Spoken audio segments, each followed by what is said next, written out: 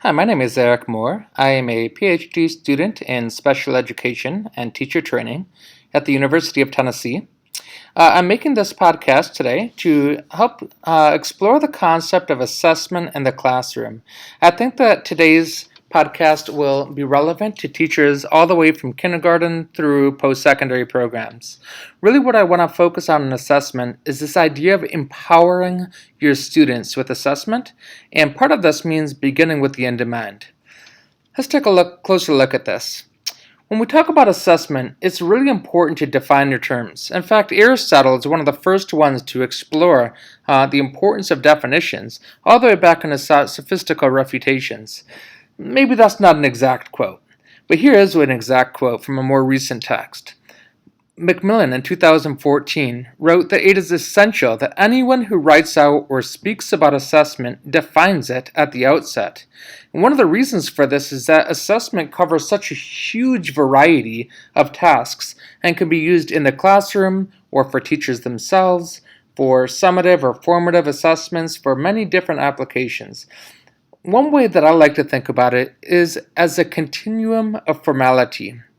For example, if you were to organize these different things that we think of as classroom assessments along this continuum of formality, it becomes quite clear that we mean something very different when we talk about classroom discussion than we do when we talk about standardized assessments, such as state standardized tests or graduation requirement tests, that sort of thing.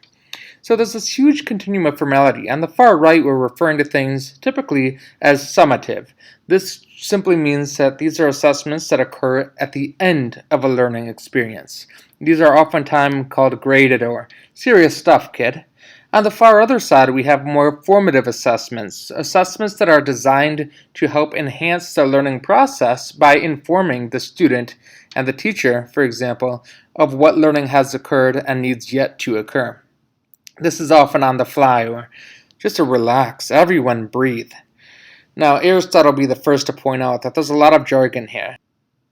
But in today's podcast, I don't really want to talk about all of this. What I'm really interested in is the more formal material, the summative assessments. So let's look at those specifically. When we talk about summative assessments, we're talking about those that are formally assessed, often cumulative of a unit, and comparatively high stress. In order to help develop our students' potential to master these summative assessments, I think it's important that we begin with the end in mind and that we empower our students. Notice that these two things roughly correspond with the three features of summative assessments. Let's talk about this first one first, beginning with the end in mind. This essentially means that when I'm going to give an assessment, before I even begin the unit itself, I want to begin with an understanding of what the objectives or skills are that I want the students to know. This is the very first step in beginning with the end in mind, or backwards planning. Once I know what the students are to learn, then I can determine an appropriate assessment that matches what I want them to learn. For example, if I wanted my students to be able to demonstrate understanding of a skill, then a good assessment type would not be something like a multiple choice test, which demonstrates knowledge, but not application or understanding. I want to make sure that my assessment matches the objective or skill that I've already determined. A really important thing then is to add a good rubric to that assessment. And finally, the learning activities are the last thing that I develop once I know exactly what those learning activities are going towards an assessment that will effectively demonstrate whether the students have achieved the objective or skills that I sought out to teach. And so we begin the lesson before any of that, and we work our way through now going forward, even though our planning was actually backwards. This is oftentimes referred to as understanding by design or as backwards planning. I know, Aristotle, more jargon. Anyway, these rubrics are going to be so important that I actually want to come back to those. Let's bring them down and we'll talk about those more in a moment here. So that's the idea of beginning with the end in mind. What about empowering our students? Yep, we're going to come back to those rubrics. Well, I want you to imagine that I set a trash basket at the front of the classroom and I call up 2 volunteers and I give each of them 3 wads of paper and tell them to shoot them into the basket that I'm going to grade them on their performance.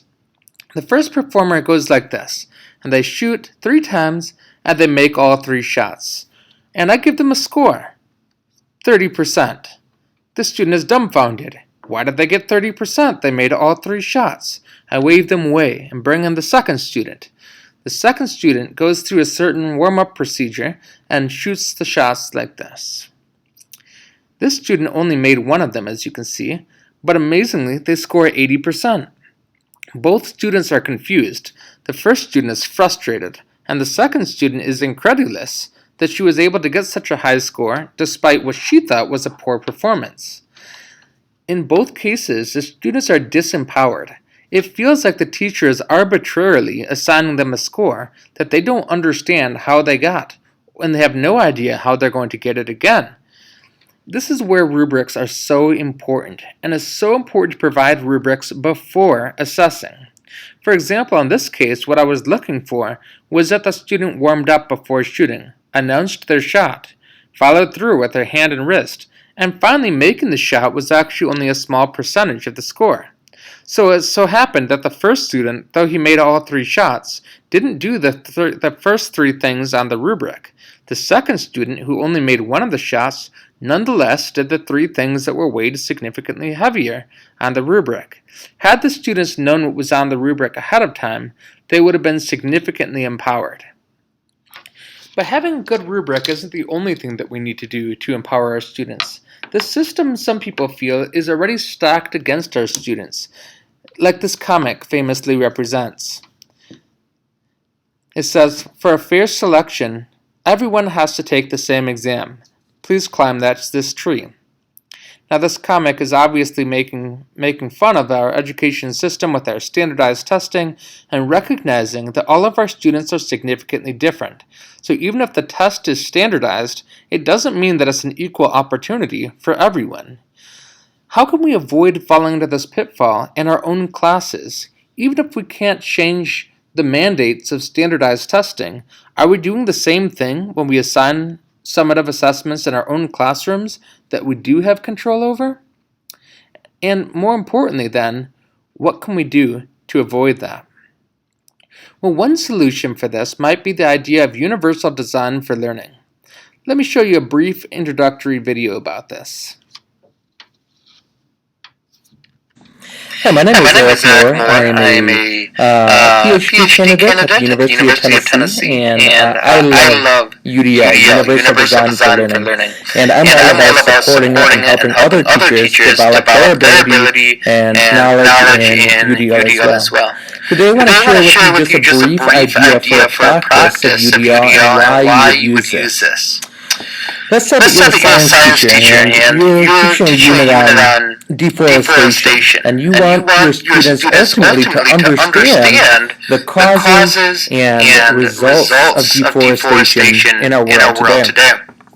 Let's say that up until now, whenever you taught the student, you concluded the unit with an essay in which the students are supposed to do research and present their response to that question in an essay form. My question that we have to ask ourselves is, when we grade those essays, are we grading the students' understanding of deforestation causes and impact the way that we intended to assess, or are we assessing their knowledge of those things and their ability to write an essay? And is the ability to write an essay really a relevant central skill to my science class, my biology class? Is it important for my students to be able to write essays in order for them to understand biology? If it's not, then maybe we need to rethink how we're going to assess the students. If we're ultimately interested in whether they understand the concepts, then I want to make sure that a student who understands the concepts is given an opportunity to prove to me that they understand the concepts. And maybe a student who happens to be a poor essayist is going to do poorly, even though she actually understands the concepts at hand. Well, this is where universal design for learning can come in. One of the principles of universal design for learning is that of providing options for action and expression for my students. In this case, what that might mean is when it comes time to assess the student's understanding of deforestation, I can say, you may write an essay to show your understanding, but you may also choose to do a video or make a model and summarize that model for me, or do a live presentation for the class, or make a keynote or something, giving them these options so that whatever their skill set is in demonstrating their understanding, they can utilize that skill set to show me what they've learned. This is great because then it puts the decision making of what am I good at, how can I show this in the student's hand. It empowers the students to choose the method that's going to best prove what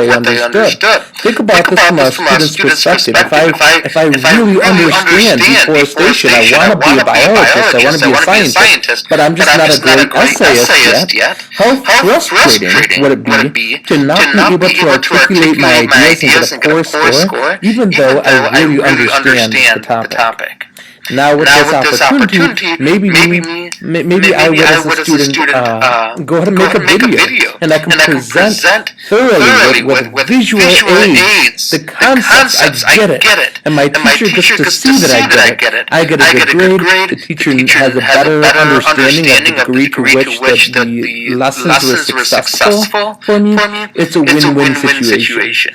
This idea, again, is the principle of UDL of providing multiple means of action and expression, giving the students options so that they can become expert learners, and so that I can be more accurately informed about whether in fact they have learned.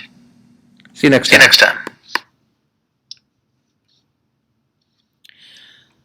When we're talking about UDL, there's more to it than what I was just representing. That's just focused on assessment, which is what this podcast is ultimately about. But if you want to understand a broader perspective of UDL, UDL is basically based on brain-based research, exploring networked regions of the brain and how they relate to learning. It explores three specific networks: a recognition network, which deals with the what of learning, the strategic network, which deals with the how of learning, and the affective network, which deals with the why of learning. Those who are the developers of UDL suggest that all three of these networks must work in tangent for effective learning to occur. In fact, they offer guidelines for how these different areas of the brain can be activated in good instruction. For example, providing multiple means of representation, providing multiple means of action and expression, and providing multiple means of engagement.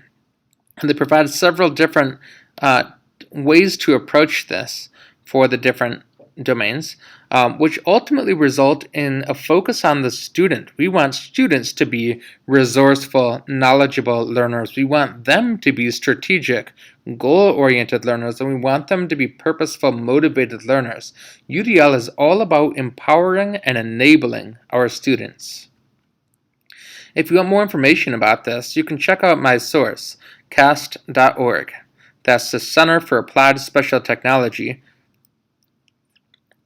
So, in summary, we talked about summative assessment as ways to approach it by beginning with the end in mind and by empowering students. We suggested that when we talk about beginning with the end in mind, don't just end the unit at a summative assessment, but plan to end the unit there. Start with your goal in mind and understand how you're going to see that the students have achieved the goal, and then plan learning activities that are going to get them there. The second part was about empowering our students. We talked about two strategies for this: providing clear, age and ability appropriate rubrics, and teach your students how to use it, and provide multiple means and options for your students to show their learning. When you do all of this, I feel that this is the greatest way that we can make sure that our students who are taking summative assessments are prepared so that we can validly and effectively assess their progress. And if we're not doing that, then what is the point of teaching? How have you seen these practices in your placements? Leave a note.